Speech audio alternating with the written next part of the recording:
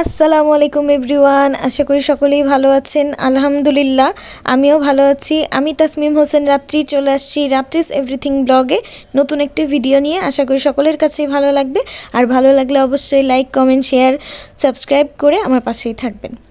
তো আমাদের বাসায় ওই দিন একটা প্রোগ্রাম ছিল, তো সেই জন্য রান্নাবাড়ার কাজ চলতেছিল। রান্নাবাড়ার কাজ শেষ। মূলত এই প্রোগ্রামটা হচ্ছে আমার দাদার নামে, মানে আমার দাদার মৃত্যুবার্ষিকী ছিল, তো এই কারণে ছোটোখাটোভাবে একটা আয়োজন করা হয়েছিল, মিলাদের আয়োজন। যাই হোক, সবাই আমার দাদা দাদির জন্য দোয়া করবেন। আমার দাদা দাদি এই দুনিয়াতে নাই, অনেক বছর আগেই ওনারা আমাদের